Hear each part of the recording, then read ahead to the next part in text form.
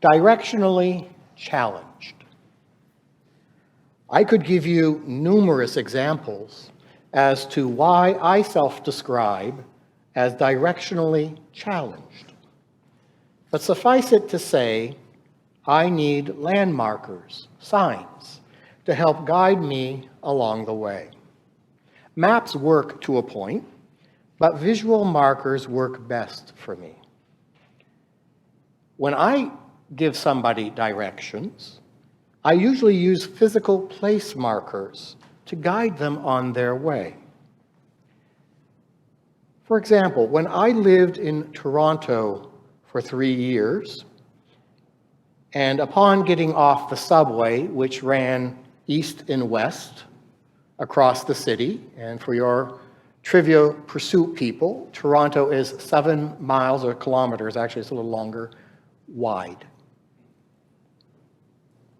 So every time I got off the subway, I would start walking in what I thought was the correct direction, only to have to turn around after several blocks, realizing I was going the wrong way. That kept going on until a friend finally said to me, "Do you see the CN Tower?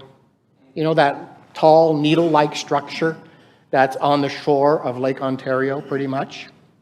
I said, "Yes." "Dude, that's south. Any further south than that and you're in the lake." I got it. Once I could orientate myself to where the tower was, I could orientate myself to where I was within the city. Not a story I'm proud of, but it only took 6 months to get there. Physical markers are post signs for me. What signs are you going to give us then, so that we may see it and believe in you? The people are clamoring for more. They've seen the signs, experienced them firsthand, and because of that, they're following Jesus. And Jesus seemingly calls them out for it. Jesus accuses them of following him simply because there's something in it for them. They've benefited from the signs he's performed, and they want more, and can you blame them? These followers are not the cream of the crop in their society. They're not the 1%ers. They're not the temple elite and priests, nor are they government officials. They're mostly the sick, the poor, the hungry, the homeless. Many of them are field workers, sheep tenders, community tradespeople. They are the downtrodden and marginalized of Roman society. And Jesus has shown them compassion, care, love, and understanding, and they want more. They want to be seen, they want to be heard in a world that objectifies them as mere laborers, a means by which the wealthy and privileged maintain their status. And Jesus says to them almost indignantly, "You're missing the point." To understand the point Jesus is making, we need to first have a working definition of a sign. In theological terms, a sign is a thing such as an object or word that points beyond itself to something else. A sign points beyond itself to something else. In this situation, the people being fed, an act of feeding, points to something besides the satiation of hunger. There's a little more going on in this narrative than you may have imagined. You see, the Gospel of John, in my opinion, is one of 3 books we cycle through in our lectionary that I feel many people don't fully understand. And that's no fault of their own. One of the keys to John's gospel is the writer's understanding of Jesus as both the messenger and the message simultaneously. Jesus is the messenger. Jesus is the message. In other words, not only his words and deeds convey the message, point to something else, but his very embodiment, his very being is the message, a sign that points to God in God's kingdom of justice and peace.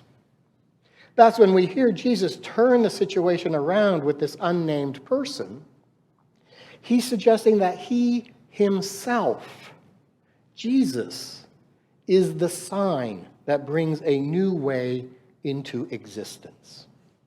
Jesus is ushering in a way of living that is relational, such that we meet one another's needs with compassion, understanding, and love.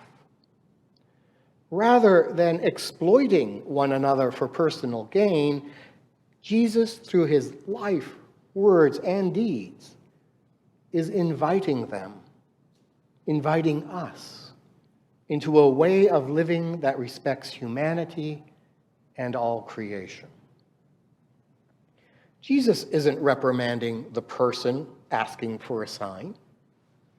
He's trying to help them see beyond the cultural norms of exaltation and exploitation, and in effect help them to see there's a better way of being in kindred relationship. Jesus is trying to say that he is the bread of life, that he is the source of everlasting life, not the culture you may find oneself embedded in. Jesus points the way into a relationship with God and with one another, and we don't have to look too far for an example of cultural norms that lure us into the objectification of others. We only have to look at the first reading today, you didn't hear. Surprise! That was my surprise when I came this morning and I saw, oh darn, we don't have the story from the Old Testament this morning. We only have Ephesians in the New Testament. But you're all familiar, I'm sure, with King David and Bathsheba and Uriah. David had it all. He's king over the land. He rose from humble stock, the youngest sibling from a small, almost an insignificant tribe of Israel. He was a shepherd, a tender of the flock, the one who looked after animals. It's the lowest job anyone could find. And yet, God anoints him, blessed him. And what does David do? He abuses his position.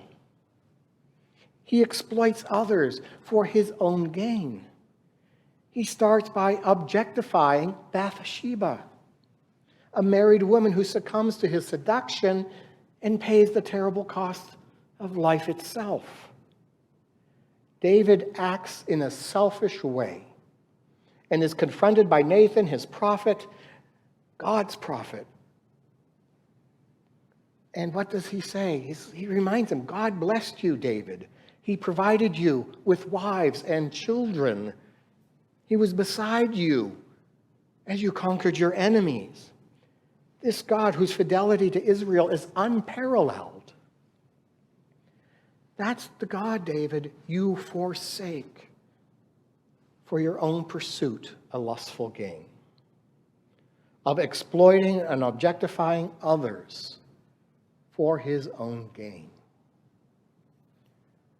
The people who are following Jesus are also well aware of being exploited and objectified by the powers of their time. That's the one reason they seek Jesus. He offers a different way of being in relationship, It comes as no surprise then that what happened in Jesus' time, in King David's time, is still happening in our own era. We are still confronted by the choice of following cultural practices or Jesus' way of life. No one can have it both ways. I see examples of this when the world's wealthiest people are playing Rocket Man for their own ego's sake, with total disregard for their carbon footprint. I see it when people follow the golden calf of Wall Street, where we exalt those who prize profit and capital gains over paying a living wage to humble workers. We see it in the willful silencing of people's voices by inhibiting their participation in public discourse through the democratic process of voting. We witness it when we fear the other such that we isolate ourselves behind nationalist ideologies and legalism. Our culture is really not that different from Jesus' time. Some would say our culture is a modern-day Roman Empire. What sign are you going to give us then, so that we may see it and believe you? As I heard that question asked of Jesus, the words of President Kennedy came to mind. He spoke them at his inauguration in 1961, the year before I was born. That makes me, I'll be 59 in 3 weeks, just so you know. This is what he said: "Ask not what your country can do for you. Ask what you can do for your country." Don't ask God, what can God do for you? Rather ask, what can you do for God? What is required of you to follow Jesus? It's not about what's in it for me. If I am honest in my desire to follow Jesus, then it's not about what I get out of the relationship. Though, yes, I do get things out of a relationship with Jesus. It's more about following a path that leads to justice, that leads to peace. A path of compassion and understanding, a path of love. Even if one is directionally challenged, getting lost amidst our cultural subterfuge and demands, Jesus remains the sign, the only sign we need. Jesus is the sign. Jesus is the way. Jesus is the life. I hear in today's readings Jesus asking me a question. Who do I follow? Do I follow the dictates of culture and its seemingly empty promises?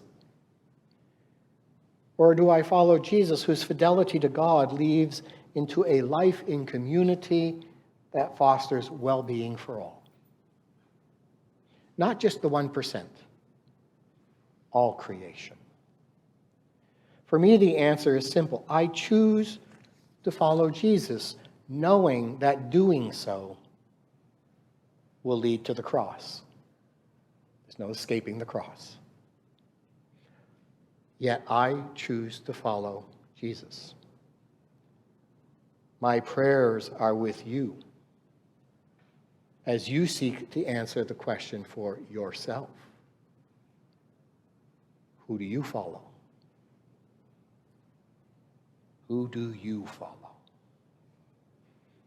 Amen.